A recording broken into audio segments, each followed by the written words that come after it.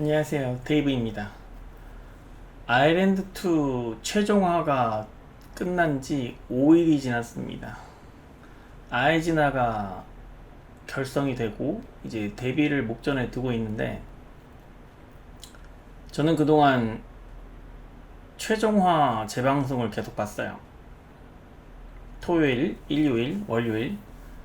그리고 어제는 안 했죠. 어제는 재방송 안 했고, 오늘 지금 7월 10일 새벽 1시 19분입니다.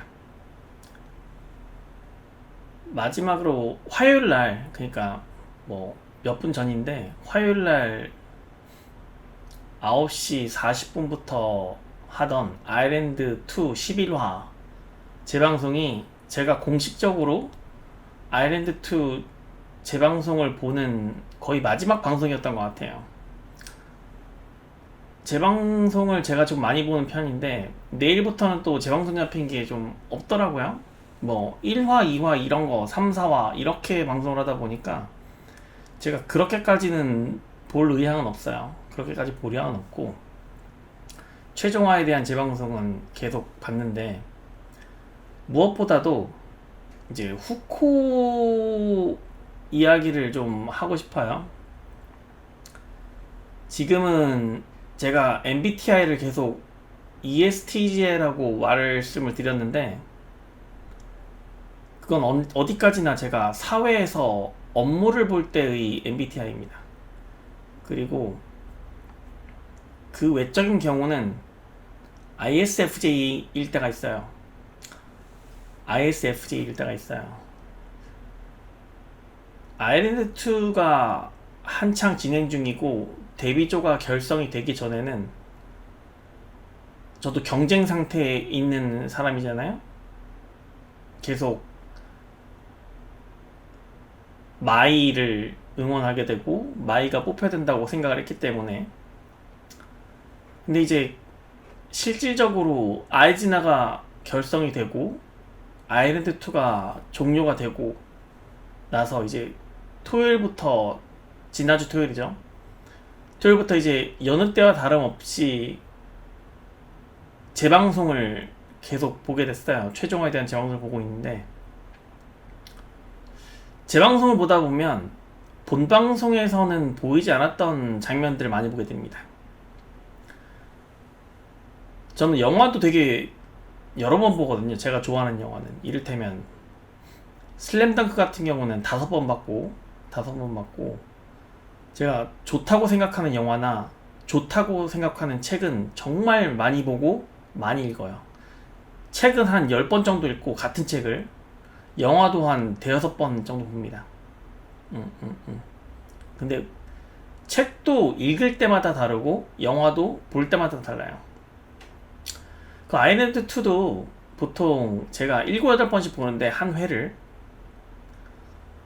근데 볼 때마다 보이지 않던 부분들이 보인단 말이죠. 이번 최종화에서 제일 제가 보이지 않았던 부분은 후코였어요. 후코. 본방송에서 보이지 않았던 부분이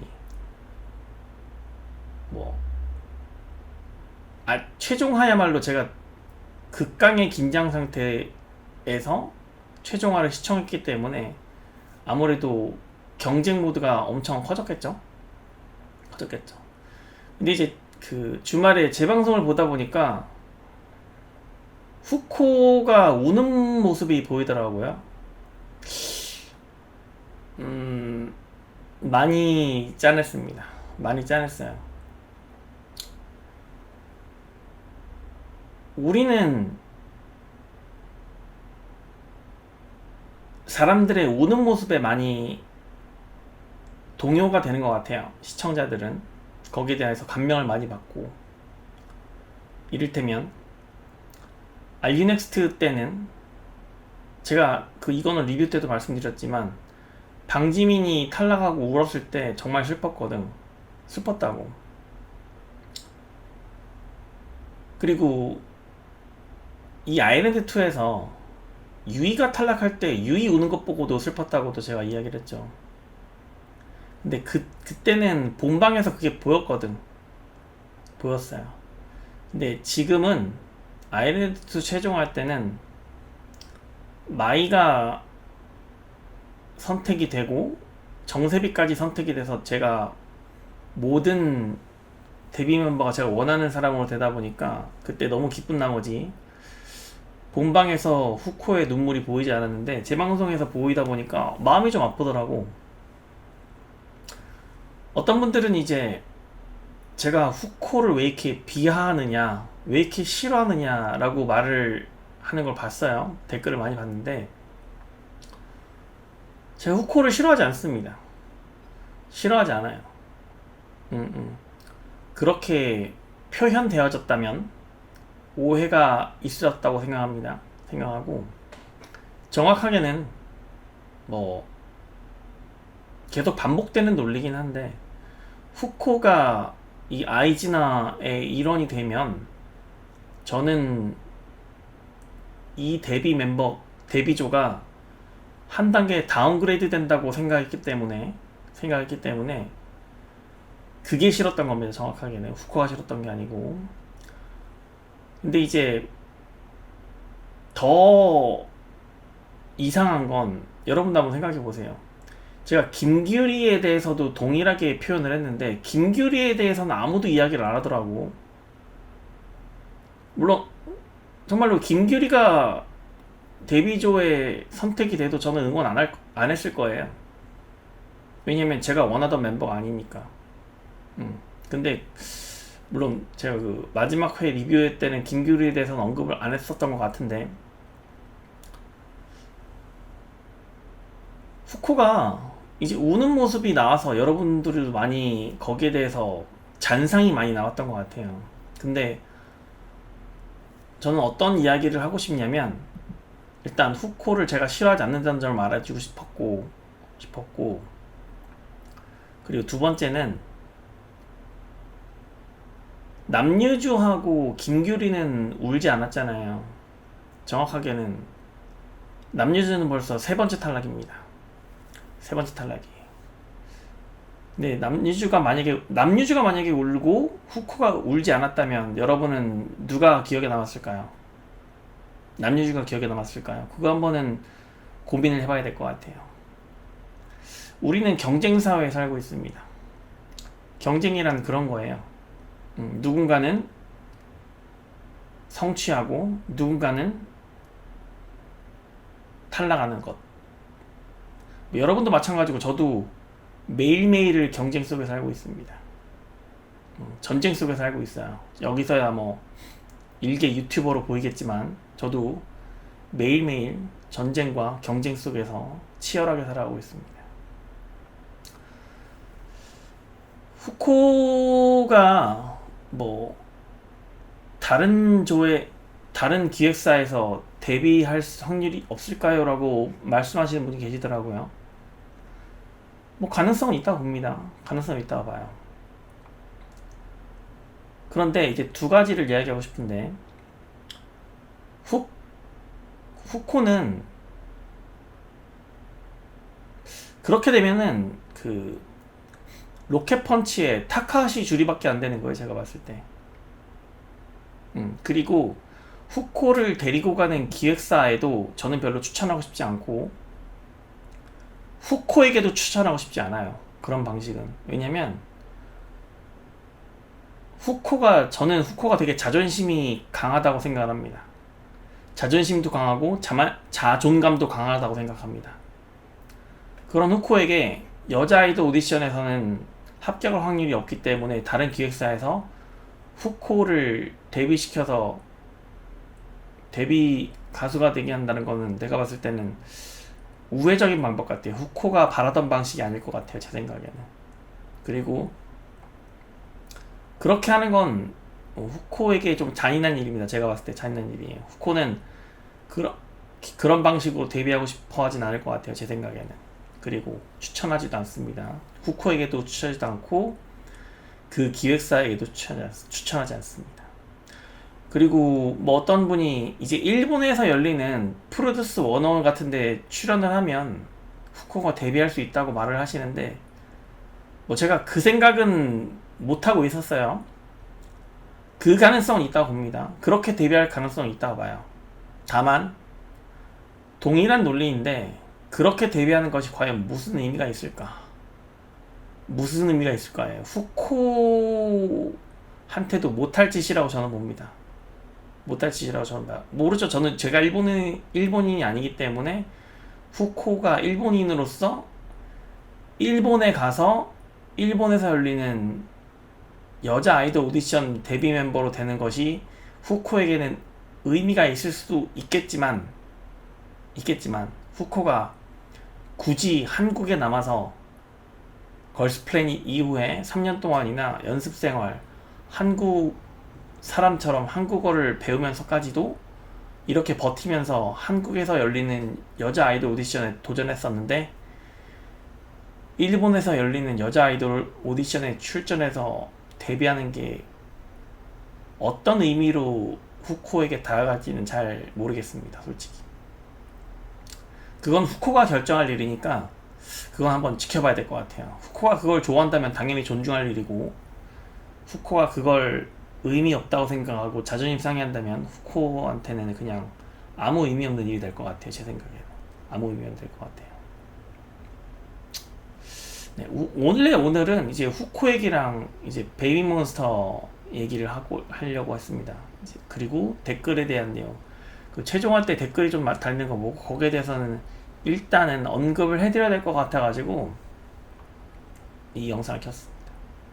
제가 이제 아이즈나가 결성이 되고 그 제가 원하는 멤버만 뽑혀서 너무 기쁘다고 했고 어느 그룹과도 경쟁해 볼 수 있다고 이야기를 했습니다. 그리고 예시를 든 것이 이제 베이비몬스터였어요. 같은 7명이고 아일리도 마찬가지고 그 베이비몬스터랑 같은 7명이고 5세대 여자 걸그룹을 여는 그룹이잖아요. 같이 시작하는 단계고 그러면 이제 베이비몬스터보다 지금 당장은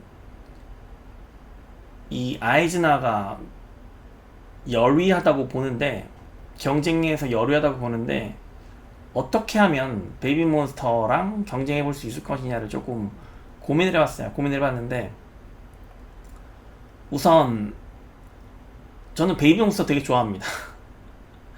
뭐 베이비몬스터는 적이고 아이즈나는 우리 편이고 이런 거 아니에요. 그래서 무조건 뭐 아이즈나가 베이비몬스터를 눌러야 되고 밟아야 되고 이겨야 되고 그런 건 아닙니다. 그냥 선의의 경쟁을 하라는 거예요. 그러면 둘 다 베이비몬스터도 그렇고 아이즈나도 그렇고 둘 다 서로에게 좋은 경쟁 파트너로서 시장을 선점해 갈 수 있다. 이런 논리입니다. 이런 논리예요. 베이비몬스터가 노래를 잘한다고 하죠. 노래를 잘한다고 하죠. 특히나 아현하고 라미가 노래를 잘하는 걸로 지금 알려져 있죠. 아현하고 라미뿐만이 아니라 나머지 5명도 노래가 괜찮게 하는 것 같아요. 괜찮게 하는 것 같은데 이제 보컬적인 면을 따지고 보자면 아현아 그 베이비몬스터가 데뷔하는 영상을 봤는데 아현이 이제 고음을 정말 잘 내지르더라고요. 하지만 저는 그게 다가 아닌 것 같아요. 그러니까 아현이 지금은 되게 뭐 절대적인 보컬의 신처럼 간주되어지고 있는 것 같은데 저는 그렇게 보진 않습니다. 저는 그렇게 보진 않아요. 노래라는 거는 이제 보는 겁니다. 정확하게는 노래는 듣는 것도 맞지만 노래는 정확하게 보는 거예요. 무슨 얘기냐? 물론 노래를 잘한다는 게 청각적으로 어떠한 감동을 주느냐가 제일 첫 번째 우선적이겠지만 시각적인 면이 받쳐주지 않으면 아무리 노래를 잘 불러도 이거 안 돼. 이거 안 돼. 이를테면 프로듀스 101 때 김준하라는 친구가 있었어요. 김준하. 데뷔를 못했는데 뭐 김수현의 이복동생으로 알려져 있었는데 그 친구도 노래를 못하진 않았거든. 근데 이제 결국은 감동을 주지 못했다는 거예요. 그러면 아현을 보면 일단 베이비몬스터가 7명이 다 외모가 괜찮아. 외모가 괜찮다고. 근데 이제 그 퍼포먼스적 면에서 퍼포먼스를 하면서 노래가 받쳐주는 게 이제 가장 좋은데, 그 퍼포먼스를 하는 것 자체가 베이비몬스터가 되게 절도 있는 댄스를 많이 하잖아. 거기서 나오는 시각적 효과가 크기 때문에 노래도 더 빛을 보는 겁니다, 정확하게는. 그래서 그 아현이 결국은 데뷔하는 과정에서 본인이 보여준 Desperately라는 노래인가요? 그 고음을 내지르는 창법으로 많은 사람들한테 그 각인이 되었는데, 저는 굳이 뭐 윤지윤이나 최정은 뭐 이런 친구들이 이제 본인들의 아이즈나의 곡을 받고 이제 퍼포먼스를 하면서 노래를 부르는 장면이 이제 앞으로 나오겠지만, 그렇게 꼴릴 건 없다고 봅니다. 꼴릴 건 없다고 봐요. 어차피 솔로로 나와서 뭐 아이언처럼 데스플레이트를 이렇게 싱글로 서로 1대1 대결하는 게 아니거든. 그래서 보컬은 상대적인 거기 때문에. 그리고 지난번 아일랜드 2 리뷰할 때도 말했지만, 점수로 환산할 수 없기 때문에, 그런 이 보컬이라는 것은 결국 누가 더 항상 잘한다 이런 건 없는 거야. 그래서 보컬은 그렇게, 그러니까 개인의 취향이라고 봅니다. 개인의 취향이고, 그룹의 성향과 그룹의 컨셉에 맞춰서 이 아이즈나가 더 잘 보일 확률도 있다라는 겁니다. 비교할 수가 없다는 거예요. 지금 당장 뭐 베이비몬스터가 더 뛰어나다 이렇게 말할 수는 없다는 거예요. 물론 뭐 평균적으로 봤을 때, 아이언뿐만이 아니라 베이비몬스터 전체적인 평균적으로 봤을 때 7명의 노래 실력이 아이즈나보다 좋을 수는 있다고 생각을 해요. 좋을 수는 있다고 생각을 하는데, 그거는 이제 평균의 의미고 결국은 임팩트를 주는 건 한두 명이거든. 임팩트를 주는 건 한두 명이고, 어떤 한 소절 딱 그 정도거든. 그 3, 4분짜리 노래에 있어서 어떤 한 부분, 뭐 그런 임팩트는 거거든. 그걸 잘 주는 게 중요하다고 생각하고, 그럼 이제 제가 베이비몬스터의 로라하고 루카를 되게 좋아해요. 난 베이비몬스터를 보면 되게 멤버를 잘 뽑았다고 생각하거든. 7명 전부 너무 잘 뽑았다고 생각해. 와, 어떻게 이런 친구들을 YG에서 다 데리고 있었을까라 의심될 정도로 너무 멤버가 괜찮다고 봐요. 지금은 뭐 1군으로 포함되어 있진 않지만, 간주되어 있진 않지만, 저는 결국은 베이비몬스터가 1군으로 올라갈 거라고 보거든. 베이비몬스터가 5세대 1군으로 올라갈 때쯤이면 지금 현재 4세대 1군으로 거론되어지고 있는 그룹들은 아마 사람들의 입방아에서 점점 사라질 걸로 생각합니다. 제 생각엔 그래요. 뭐 어쩔 수 없어요. 그거는 뭐 시대가 다 항상 그렇게 흘러갔으니까. 지금 트와이스에 대해서 언급하는 사람 별로 없듯이 어쩔 수 없어요. 그러면 베이비몬스터가 이제 아까도 말씀드렸지만, 노래는 뭐 그렇다 치고 퍼포먼스적인 능력이 되게 뛰어나기 때문에 너무 절대는 춤을 잘 추거든. 이를테면 제가 아일랜드 2에 2NE1 무대 있잖아. 제가 그거 2NE1 무대 하면서 리뷰를 그렇게 했잖아요. 못하진 않았지만 임팩트가 없었다라고 말했습니다. 그 이유로 베이비몬스터가 2NE1 무대를 했기 때문에, 내가 제일 잘 나가 무대를 했기 때문에, 그게 너무 각인이 크게 돼서 이 아일랜드 2에서 윤지윤 조가 한 그 2NE1의 내가 제일 잘 나가 무대가 묻힌다라고 말을 했어요. 그럼 결국 이거거든. 이런 곳에서 동일한 노래로 승부를 했을 때 이길 수 있는가요, 결국은? 그럼 그 이길 수 있는 기준이 이제 퍼포먼스거든. 노래도 마찬가지지만 어떻게 시각적, 청각적 효과를 시청자들에게 각인시킬 것인가예요, 정확하게는. 이거는 뭐 점수로 누가 90 몇 점이고 어떤 다른 팀은 뭐 80 몇 점이고 이렇게 해서 이길 수 있는 게임이 아니에요. 게임이 아니라고. 그러면 이제 우리가 주목해야 봐야 될 점이 딱 한 가지 있는데, 베이비몬스터의 퍼포먼스 디렉터가 리정입니다. 리정이에요.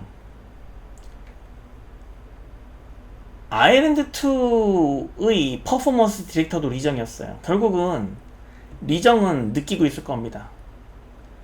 아무도 모르지만 리정 한 명만큼은 베이비몬스터의 춤 실력, 본능적인 춤 실력과 아일랜드2 참가자들, 특히나 아이즈나 데뷔 멤버들의 춤 실력을 본능적으로 어디가 더 뛰어나다고 느끼고 있을 거예요. 개개인별로 다. 그러면 베이비몬스터 7명의 춤을 보자면 되게 절도 있고 힘 있고 파워풀하고 되게 퍼포먼스가 화려해. 베이비몬스터처럼 퍼포먼스를 할 수 있는 사람이 아이즈나에 누가 있을까요? 코코하고 방지민 정도예요. 최정은도 가능은 하다고 봅니다. 최정은도 가능하다고 봐요. 근데 이제 제가 제일 눈여겨보고 있는 사람이 정세비거든. 그러니까 배몬하고 겨루기 위해서는 정세비가 이런 춤을 출 수 있어야 돼. 왜냐면 지금 아이즈나에서 방지민이 원탑으로 서야 됩니다. 설마 나 지금 조금 격정이 있는데 설마 최정원이 1등 했다고 최정원한테 센터를 주고 그러진 않겠죠, 설마? 이러면은 나 응원 안 해. 진짜로 응원 안 할 거야, 나는. 이거는 다 된 밥에 재 뿌리는 거밖에 안 돼. 방지민이 원탑입니다. 그러면 방지민이 돋보이기 위해서는 방지민이 돋보여야 이 그룹이 삽니다.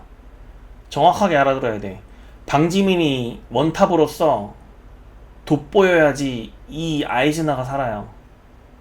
그러면 방지민이 돋보이기 위해서는 주변에 장신즈의 다른 멤버 정세비하고 코코가 잘해줘야 되는데 코코는 뭐 크게 걱정이 없겠죠. 이미 코코의 능력치는 검증이 됐어. 댄스도 검증이 됐고 랩을 할 때의 시각적 효과도 이미 검증이 됐어. 근데 정세비가 테스트를 하다 말았단 말이야. 테스트를 하는 중간에 그냥 데뷔 멤버가 된 거예요, 정세비가. 그러면 이 2NE1의 내가 제일 잘 나가 무대를 베이비몬스터처럼 출 수 있느냐, 이게 되게 관건이거든. 특히나 드립 최종화 때 드립 무대 있잖아. 방지민이 춘 거. 그거를 정세비가 과연 쳤다면 어떻게 보였을까, 난 솔직히 궁금해. 그래서 베이비몬스터하고 승부를 내기 위해서는 나는 제일 변수가 정세비가 어떻게 해주느냐에 따라 달려있다고 봅니다. 달려있다고 봐요. 만약에 저런 절도 있고 과격한 파워풀 있는 춤을 추는데 정세비가 거기에 맞지 않는다는 느낌이 들면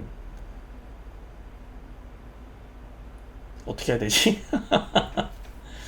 나도 모르겠어. 그래서 제가 오늘 베이비몬스터에 경쟁하기 위해서 어떻게 해야 되냐를 좀 고민을 해봤어요, 그동안. 그래서 키플레이어로 뭐 모두가 절도 있는 춤을 잘 출 필요는 없겠죠. 근데 윤지윤 자체는 워낙 윤지윤하고 마이도 되게 시각적 효과가 뛰어나잖아. 얼굴 자체에서 풍기는, 표정 자체에서 풍기는 시각적 효과가 엄청나다고. 윤지윤하고 마이가, 제가 아일랜드2 리뷰할 때 계속 말했지만 매번 무대마다 헤메코를 달리할 때마다 윤지윤하고 마이는 계속 새롭게 보였어요. 이게 엄청난 강점이라고. 엄청난 강점이라고. 이 덕분에 후코가 못 뽑힌 거기도 맞고, 맞고.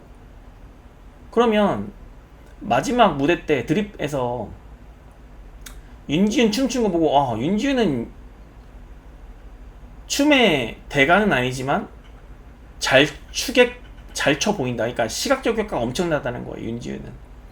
윤지윤은. 근데 정세비도 그렇게 시각적 효과를 줄 수 있을까? 이게 되게 고민이에요. 저는. 그래서 뭐 방지민, 원탑, 코코, 마이, 윤지윤, 최정은 이 사람들이 보조를 딱 세워주고, 뭐 유사랑은 뭐 귀여운 역할을 담당하면 되니까.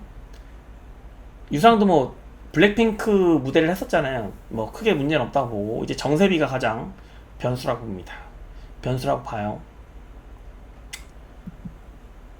그래서 한번 이렇게 했을 때 뭐 어느 정도의 과격한 컨셉을 가지고 갈지 모르겠어요. 근데 최종화 때 보여준 그 두 곡 있잖아. 드립하고 파이던가요?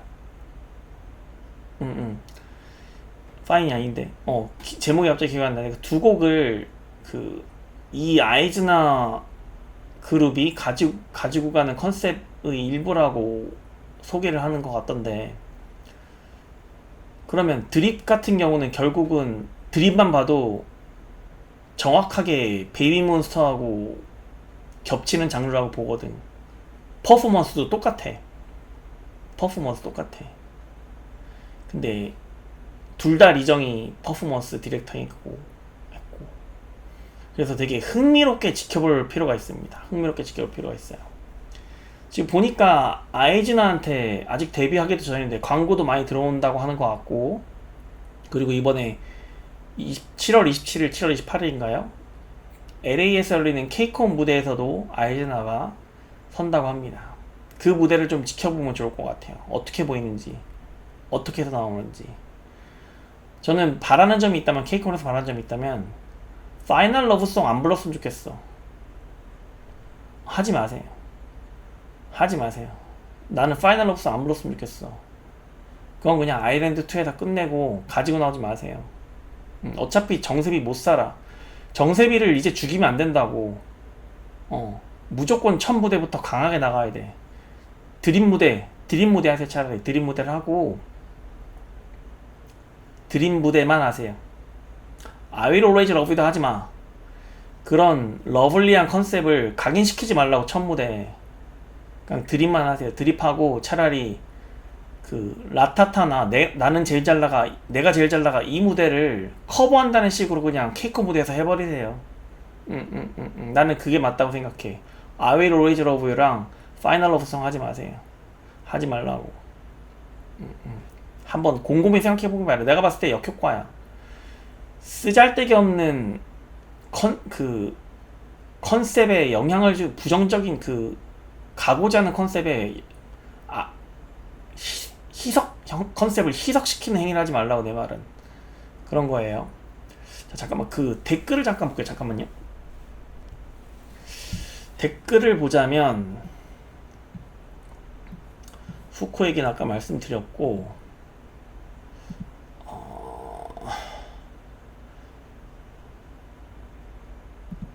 그리고 저 궁금한 게 있는데, 마이하고 유사랑이 처음부터 PD픽이었다고 말씀하신 분들은 도대체 이거 어떤 근거로 말씀하시는 거예요? 저는 느끼지 못했거든?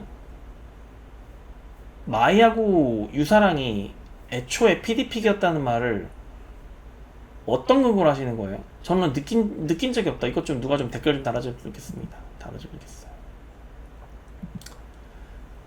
그리고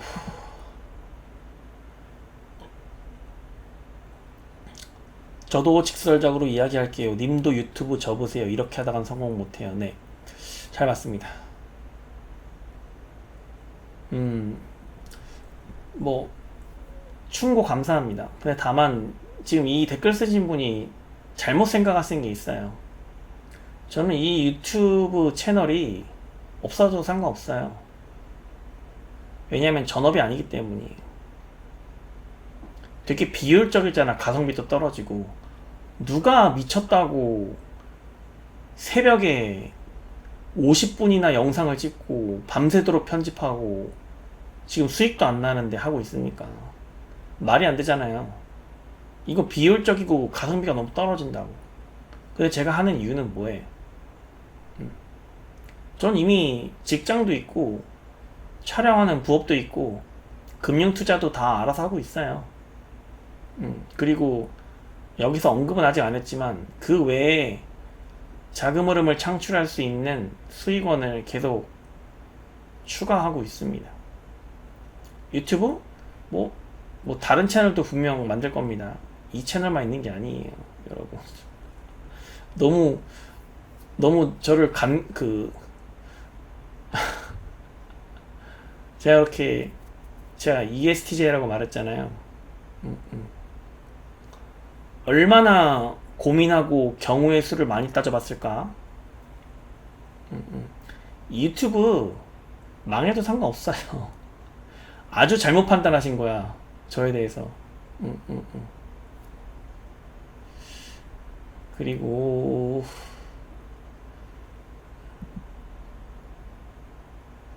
김규리, 후코, 남유주 탈락은 뭐 누구나 예상했을 것임. 이거는 말이 안 돼. 이거는 여러분, 그리고 이런 댓글도 많이 봤어요. 뭐 제가 데뷔 멤버 예상한 거 보고 나도 당연히 그렇게 생각했다, 누구나 예상할 수 있었다, 이렇게 말을 하잖아. 여러분, 그건 좀 비겁한 소리예요. 왜냐면 저한테 점쟁이 문어 내기를 하신 분이 있어요. 점쟁이 문어.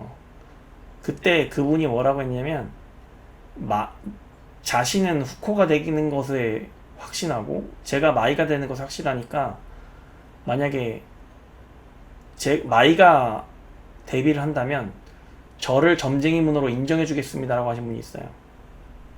제가 그 댓글에다가 뭐라고 했냐면, 제가 불리하지 않느냐, 저는 데뷔 어떤 사건이 발생하기 전에 제 얼굴을 드러내고 제 확신을 가지고 발언을 하지만 본인은 이미 사건이 발생한 후에 그걸 보고 나는 원래 그렇게 생각했다라고 말하는 거는 누가 못하냐? 맞잖아요. 이 댓글 쓰신 분 이미 사건이 발생하고 난 후에 역시 내가 그럴 줄 알았어, 이런 말은 누구나 할 수 있는 거예요. 누구나 할 수 있는 거. 사건이 발생하기 전에 본인도 한번 얼굴을 내놓고 수천 명, 수만 명이 보는 채널에서 한번 확신해가지고 얘기해 보세요. 그럼 내가 인정해 드릴게. 나도 그럴 줄 알았어요, 나도 데뷔 멤버 이렇게 예상하고 있었어요, 이런 말은 애들이 나는 거야. 한번 생각해 보세요. 내 말이 틀리나. 이미 사건 다 발생해놓고 눈으로 확인한 다음에 나도 이렇게 예상하고 있었어, 그 말은 누가 못합니까?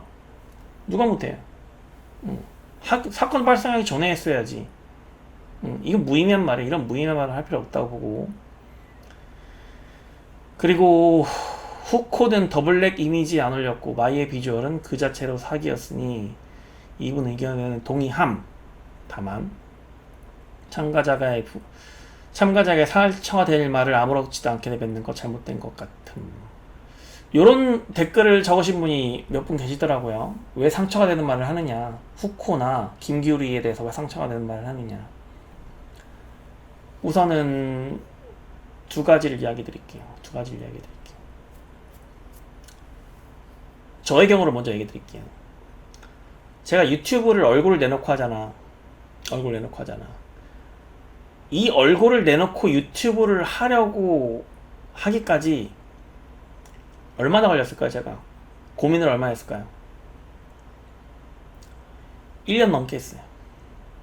1년 넘게 했다고.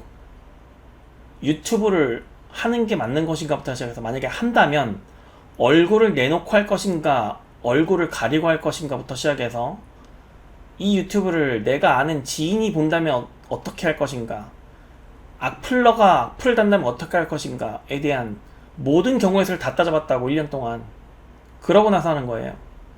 무슨 얘기냐, 제가 지난번 리뷰할 때 방송에 나오는 사람은 시청자들에게 히, 노, 에, 락을 제공하는 거라고 했잖아요.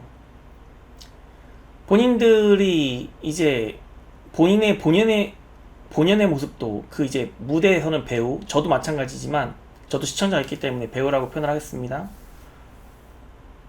자신의 모습을 보여줄 수도 있지만 페르소나, 자신이 아닌 가면을 쓰고 행동을 하기도 한단 말이죠.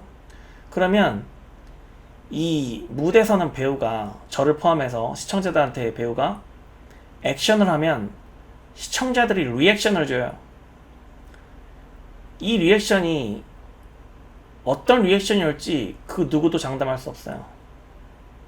그 누구도 장담할 수 없다고. 무슨 얘기냐면 이 영상을 누가 시청할지도 장담할 수가 없다고. 이를테면 불특정 다수 아니에요, 시청자들이. 그러면 그 시청자를 상대로 그 시청자에게 저한테 좋은 말을 해줄지 악플을 달지 욕을 할지 아무도 알 수 없어요. 심지어 저도 예측이 안 된다고. 예측이 안 된다고. 그러면 영상에 얼굴을 드러내놓고 액션을 하는 배우들은 이 모든 걸 용인하고 얼굴을 드러내는 거라고 저는 생각을 해요. 이걸 용인할 자신이 없으면 TV에 나오면 안 돼. 나오면 안 된다고. 나오면 안 된다고. 오디션에 참가를 하잖아, 이 친구들이. 이거는 성인이냐 미성년자냐의 문제가 아니에요. 문제가 아니에요.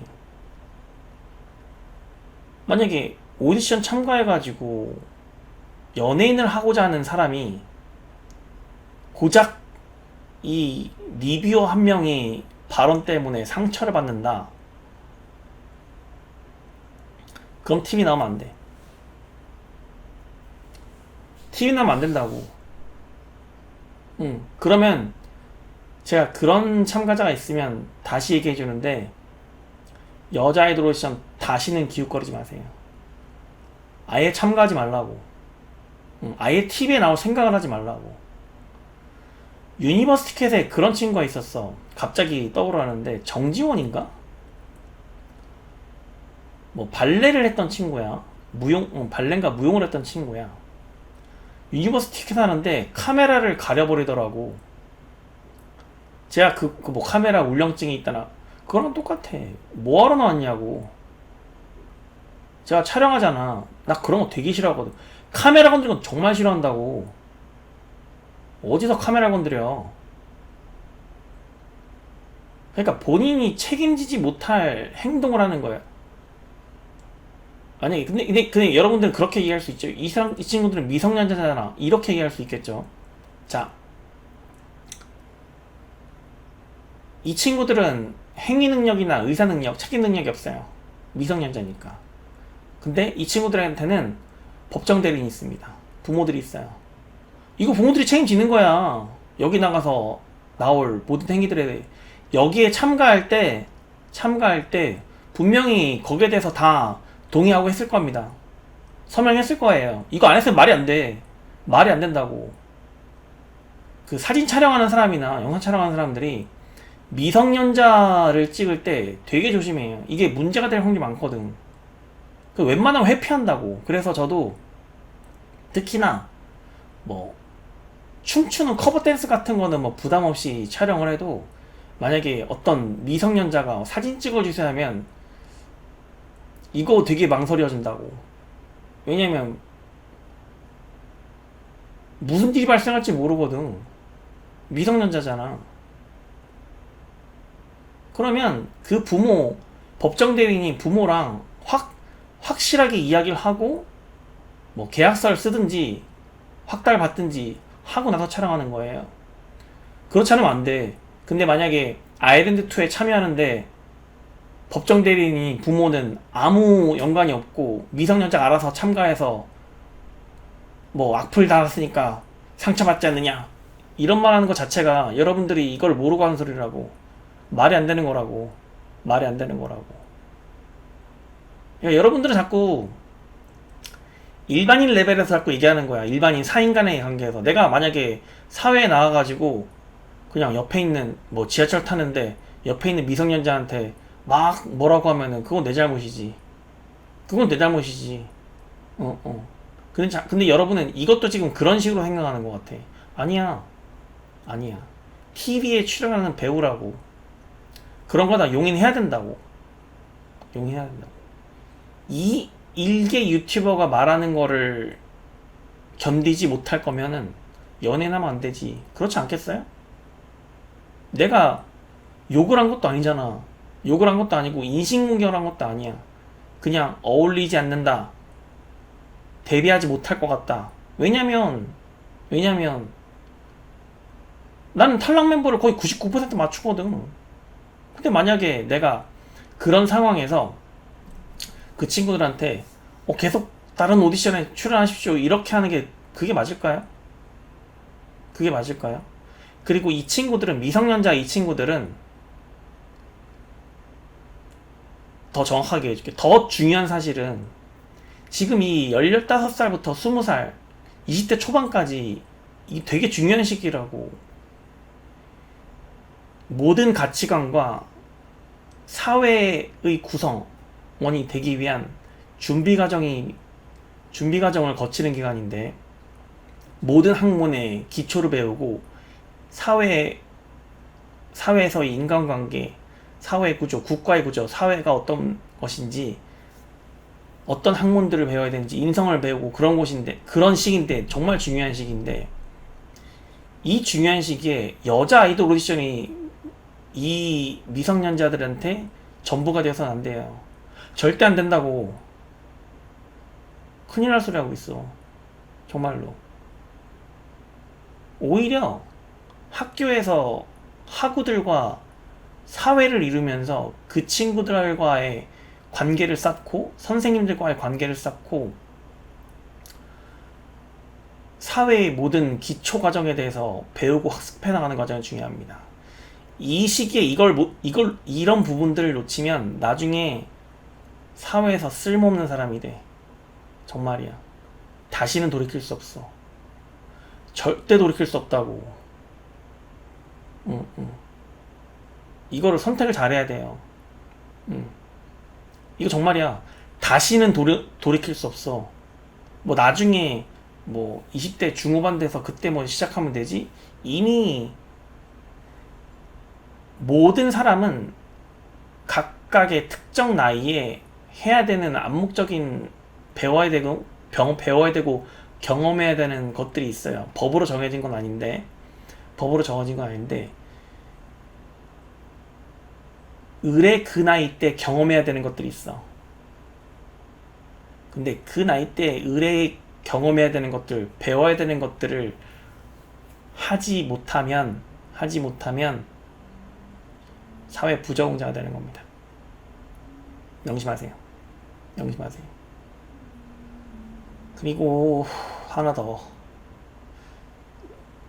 확신조로 다른 길을 알아보라는 말을 확신조로 내뱉을 정도로 거만해도 되는 위치의 사람인지 모르겠음. 자, 이 부분은 어떻게 말씀드릴 거냐면 이거는 이 말을 하는 거는 어떤 위치에 있는 사람이 하는 게 아니에요. 그러니까 지금 이 댓글 쓰신 분은 권위의 호소를 할 수 있느냐를 물으시는 것 같아. 그게 아니야. 그게 아니라고. 이를테면 제가 방금 말씀드렸지만 이 미성년자한테 어떤 조언을 해줄 수 있는 경험과 지식을 가지고 있느냐, 그런 사람이 하는 거예요. 정확하게는. 이를테면 예를 들어 보자면 뭐 엔터테인먼트사, 정확하게 말씀드릴게요. 민희진이 이런 조언을 할 수 있을까? 난 못한다고 봐. 못한다고 봐요, 진짜로. 왜냐면 민희진은 감정적이거든. 모두가 봤잖아. TV에 나와서 카메라 대놓고 욕하는 거 봤잖아. 그런 사람 밑에 있으면 안 된다고. 오히려 더 미성년자들이 그런 사람들 밑에 있으면 오히려 더 잘못된 방향으로 갈 수 있고, 인성이든 바람직하지 못한 방향으로 형성될 수 있다고. 인성이나 모든 가치관이. 왜냐면 그걸 보고 자랐으니까. 조언 못한다고 장담할 수 있어. 장담할 수 있어. 뭐 번외의 얘기지만 저는 민희진이 그렇게 행동한 것에 대해서 어떻게 생각하냐면, 뭐 비판적인 건 당연히 비판적인 거고, 대표의 자격도 당연히 없다고 생각하고, 정확하게는 제 개인적인 의견입니다. 못 배워서 그래요. 못 배워서. 못 배워서 그렇다고. 배운 건 없는데 성공은 했고, 그래서 그렇게 나오는 거예요.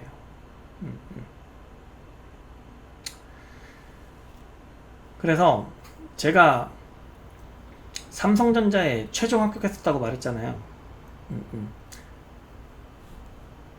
제가 거기만 합격했을까? 뭐 취업을 여러 군데 뭐 최종 합격했다고 뭐를 말하려는 게 아니고, 사회에서의 다양한 경험, 다양한 지식을 갖추고 있다는 거예요. 미성년자인 김규리나 후쿠 정도한테는 충분한 인생 조언이나 진로 조언, 학업 조언을 할 수 있는 정도의 지식이나 경험을 갖췄다는 겁니다. 실질적으로 제가 그 유튜브 컨텐츠를 만들려고 할 때 이게 원래 여자아이들 컨텐츠가 아니라고 말했잖아. 근데 제가 뭐뭐 얘기했었냐면, 원래는 지식 채널 같은 거 얘기하느라고 했었잖아. 지식 채널 하려고 했었다고.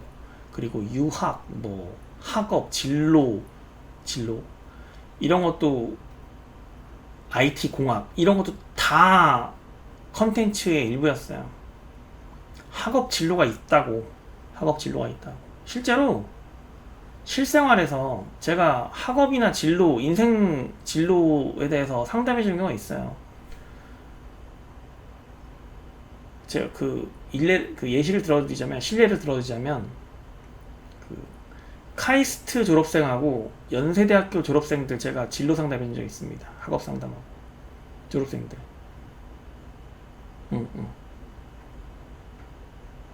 똑똑한 친구들이야. 그래서 내가 해줬다고. 둘 다 엄청 고마워했어요. 한 명은 남자였고 한 명은 여자였는데, 남자 그 카이스트 졸업하고 이제 방황하던 친구였는데 내가 방향성을 잡아줬고, 여자애는 연대 졸업한 친구였는데 내가 이제 만나서 이런저런 이야기를 나누고 해주니까 내 앞에서 눈물을 흘리더라고. 자기 잘못 산 것 같다고. 아니다고. 너 아직 어리니까 지금부터 이렇게 하라고 내 말을 해줬어요. 진짜로. 무려 대학교 졸업생이야.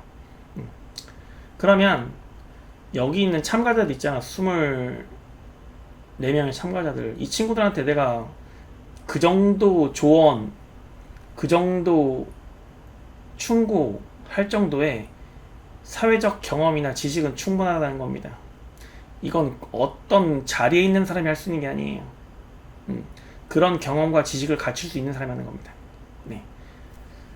그리고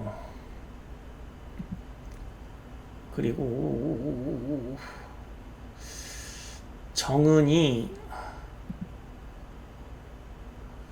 제가 스카이킴2777님 댓글을 유심히 보고 있다고 했잖아. 저 이 말에 되게 동의하거든. 이 말에 이분이 제가 고민을 많이 하는 것 같다고 얘기를 했잖아. 지난번 리뷰에서. 이 댓글러분이. 저 이 댓글 되게 동의한다고. 결국은 순위를 올리기 위해 기획 연출 투표에서 미리 보여주기 등 자신이 할 수 있는 최선을 다하고, 그 결과로 시청자가 기획자가 원하는 목표가 정확하게 일치하도록 만들어가고 있다고 보입니다. 이게 정답이야. 이게 정답이라고. 이게 정답이라고. 역시 이분 대단한 것 같아요. 고민을 많이 한 흔적이 보입니다. 이분 다시 한번 보지만 고민을 많이 한 흔적이 보여요. 그리고 이 말도 동의하는데, 대외적인 측면에서 방지민이 1등을 해버리면 체면이 안 살아. 체면이 안 산다고. 이거 사람들이 무시하는데, 자, 지금부터 말하는 건 무조건 소설입니다. 허구이고 소설이고 제 상상이에요. 아무 근거 없습니다. 자, 방지민이 1등을 하면 안 되고 최정은을 1등을 만들어준 거야. 당연한 거 아니야? 여러분 같으면 타 오디션에서 1등을 한 참가자가 탈락해서 여기 가서 1등 하면은 면이 서겠냐고. 게다가 최정은이 웨이콘에서 월말평가 최다 1등으로 소개가 되어졌는데, 최정은이 1등을 하지 않고 방지민이 1등 하면은 입장 곤란한 거예요. 나 이분 되게 고민을 많이 한 게 이런 거라고. 결국은 여러분도 이런 거 생각해내냐고. 나 되게 동의한다고, 진짜로. 그래, 맞아요. 이삭죽기도 아니고 탈락 멤버들이 상위권을 차지한 오디션은 폄훼될 수가 있고, 언제가 정상에서 할 때 그래 너는 우리보다 아래 탈락자일 뿐이야, 이렇게 된다고. 맞아요. 여기서 후코를 다시 소환할 건데 결국은 후코도 좀 연관되어 있거든. 후코가 걸스플래닛 탈락자잖아. 이것도 좀 한몫했다고. 내가 반대하는 이유 중에 이것도 좀 있어요. 걸스플래닛 탈락자가 와가지고 여기서 데뷔를 한다? 내가 케플러 손절한 거 알죠? 케플러 나는 걸그룹으로 취급도 안 하는데 케플러보다 못한 그룹 되는 거야, 그거 자체만으로. 그러니까 2024년 지금 이 시점에서도 걸스플래닛 참가했던 참가자들 다 모아놓고 다시 뽑아도 후코 데뷔 못한다고 저는 봤습니다. 근데 그런 후코가 여기서 데뷔를 한다? 이거 케플러보다 아래로 되는 거예요.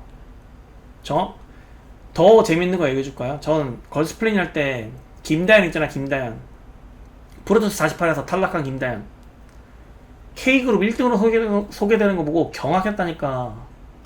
경악했다고. 거기서 이미 걸스플래닛은 끝난 거라고. 김다현이 걸스플래닛 참가했을 때 만약에 엄청난, 누가 봐도 압도적인 실력을 가지고 얘는 대한민국을 대표하는 1등이야 라고 생각되어졌으면 내가 말을 안 해. 그게 아니었거든. 그게 아니었다.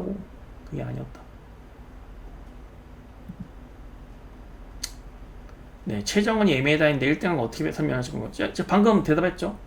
방금 대답했잖아. 그런 겁니다. 그리고 7명으로 바뀐 것은 개인적인 생각입니다만 최정은 때문이 아닐까 생각합니다.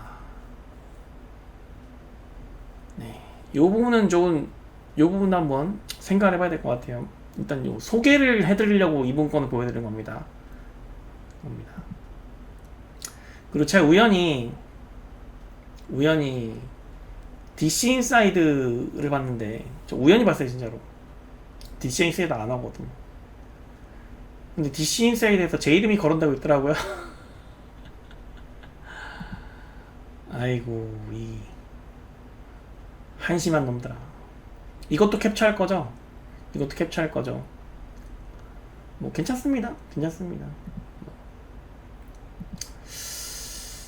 그냥 DC 인사이드 원래 이런 것이 아니었거든. 제가 20년 전에 카메라를 처음 잡을 때, 그때 30만원짜리 디지털 카메라를 사서 들고 다니면서 찍었어요. 20년 전에. 그때는 미러리스 카메라가 뭐야, DSLR 카메라도 없던 시절이었거든. 제가 DSLR 카메라 1세대야. 그때 DSLR 처음으로 나온 게 캐논에서 나온 300D라는 모델이 있는데 1세대입니다. 1세대. 그때는 DC 인사이드가 이제 사진 머리고 되게 아름답고 순수한 곳이었거든.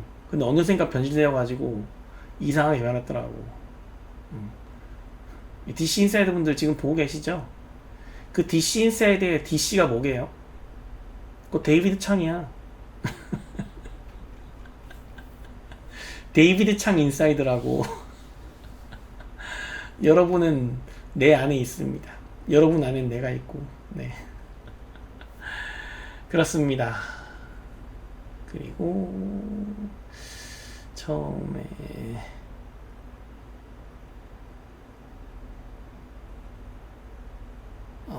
후코가 한국인이었다면 이번에 데뷔했을 거라고 보시는 분 계시는데, 일본인이라 일본인 3명 넣기 힘있어서 뺀 듯.